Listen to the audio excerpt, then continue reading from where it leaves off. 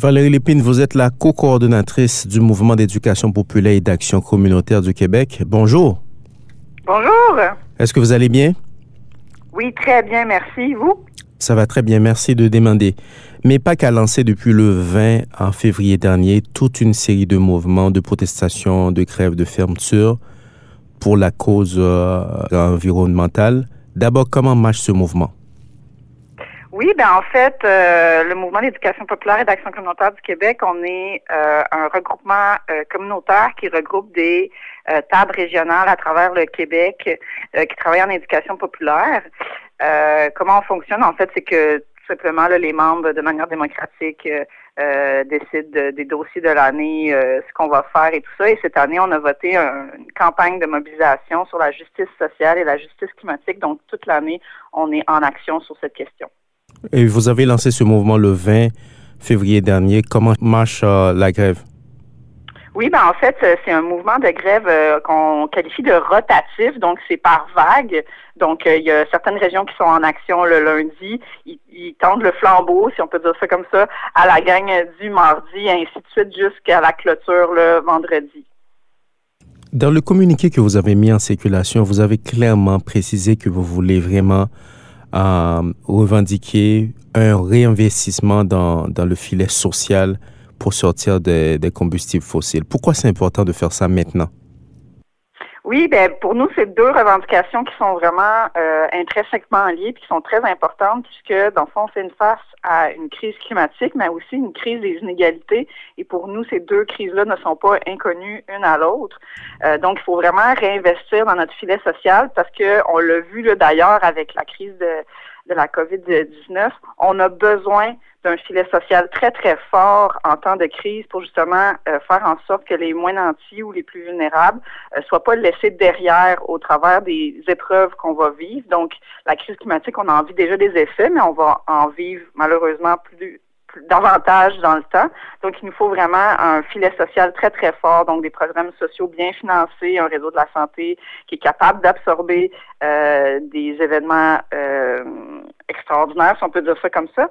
Donc, pour nous, c'est très important de bonifier ce filet social-là, mais également de limiter les impacts de la crise climatique, donc essayer de mitiger les impacts qui sont à venir, donc d'où la sortie des énergies fossiles.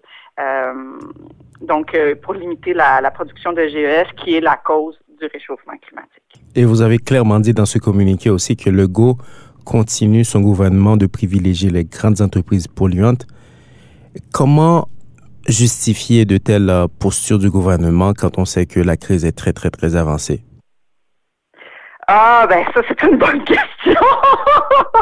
Faudrait peut-être leur demander, mais de notre côté, on a l'impression que le gouvernement ne saisit pas l'urgence de la situation et fait en sorte ce qu'on appelle l'expression le business as usual, donc de continuer le statu quo, continuer à faire comme il a toujours fait par le passé, donc de favoriser les grandes entreprises qui sont proches du pouvoir, qui ont aussi, on se le cachera pas, les grandes industries ont le pouvoir de l'argent là, est quand même non négligeable, donc ils ont une influence aussi sur les décideurs. Mm-hmm. Puis on pense aussi que ce gouvernement-là, idéologiquement, favorise, puis même dans le discours, il s'en cache pas, favorise l'économie, la croissance économique au détriment de d'autres volets.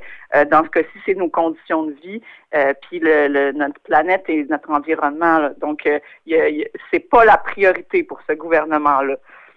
OK. Maintenant, si le gouvernement Legault devait faire quelque chose à court, moyen, à long terme, par où le gouvernement devait commencer? Je pense que ça serait commencer par justement sortir de ce statu quo-là, donc prendre le parti de la population plutôt des grandes entreprises. On le voit dans le cas du dossier de la fonderie Horn à Rouen. Le gouvernement est très frileux à prendre le parti de la population et puis la santé des gens. Il prend davantage là, pour la fonderie. Même chose à Québec là, avec les normes de nickel. Donc, ça serait de justement commencer à prendre le parti de la population puis de la santé des gens, être plus à l'écoute. Puis plus concrètement, comme on a dit, là, réinvestir dans nos services publics puis nos programmes sociaux, c'est une grande priorité. Là, on le voit, là, ça va mal un peu partout en santé, en éducation. Donc, s'atteler à la tâche de ce côté-là. Puis évidemment, là, sérieusement entamer une sortie des énergies fossiles, là, toute la question du troisième lien, par exemple, là, des grands projets très polluants, là, faut sortir de cette mentalité-là, puis s'atteler à vraiment diminuer nos GES. En dehors des mouvements comme ça, comme vous le faites maintenant, avez-vous eu des contacts directs avec le gouvernement pour, ne serait-ce que par une communication interne, pour expliquer vos points de vue de façon très claire? Oui, ben en fait, dans les dernières années, là, on a fait plusieurs autres actions où justement on a rencontré les députés, écrit des lettres ouvertes, sollicité le ministre à ses bureaux par des manifestations. Donc, à plusieurs reprises, là, on les a interpellés. Puis, pas que nous, d'ailleurs, il faut dire que l'ensemble du mouvement écologiste au Québec là, interpelle très souvent le ministre, des fois sur des dossiers très précis, des fois sur des plus grandes orientations. Donc, le gouvernement est très au courant là, des solutions qui sont proposées par les mouvements citoyens. Là. Avez-vous l'impression, dans ce sens-là, que vous prêchez un peu dans le désert? Ah, ben, j'aimerais dire que non. J'ai l'impression que quand même la mobilisation, au-delà d'interpeller les décideurs, la mobilisation aussi, c'est de rassembler les gens autour d'une cause, puis d'être en action avec les gens pour justement élargir le mouvement. Puis là-dessus, j'ai l'impression que, même si on n'a pas l'impression que l'interlocuteur nous entend beaucoup, j'ai l'impression que de notre côté, dans l'élargissement de la mobilisation, il y a beaucoup d'échos. Les gens sont rendus là. Les gens ont plus besoin de lire le rapport du GIEC pour comprendre les enjeux de la crise climatique qui sont vécus sur le terrain. Donc, de ce côté-là, je pense qu'il y a quand même des gains très intéressants. Puis je pense que la mobilisation, ce n'est qu'un début. On va continuer. Puis éventuellement, s'il le faut, on forcera le gouvernement à nous écouter. Mais je crois qu'il y a quand même des choses intéressantes dans la mobilisation, même si, effectivement, parfois, ça peut être décourageant quand on sent qu'on n'est pas entendu. Maintenant, on a commencé le 20 février en Mauricie, centre du Québec. Qu'est-ce que ça a donné? Je veux dire, j'aimerais voir en termes d'image comment après quelle forme a pris le mouvement. Oui, ben dans le fond, lundi, mardi, ben en fait tous les jours de cette semaine, il y a eu des actions. Puis jusqu'à maintenant, là, la réponse est très bonne. Là, juste par exemple, Mauricie, centre du Québec, là, il y avait 6 villes en action, une trentaine, quarantaine de personnes là, à peu près dans chacune des villes. Puis des couvertures, les médias locaux, mais aussi régionaux en ont beaucoup parlé. Fait que j'ai l'impression que c'est quand même non négligeable comme impact là, pour justement repartir la mobilisation, parce qu'on se le cachera pas, avec la pandémie, ça a été beaucoup plus difficile là, d'être en mobilisation avec les confinements et tout ça. Donc, c'est un peu de repartir la machine. Puis là, j'ai l'impression que les gens sont vraiment comme, OK, on repart, on retourne dans la rue, on remet de l'avant nos revendications. Donc, c'est vraiment intéressant, là, ce début de semaine-là est un peu parti. Je t'avouerais que même nous, on était quand même assez surprises. Là. Ça repart quand même un peu en Lyon cette semaine. Là. Hier, la gang de Québec ont aussi fait des actions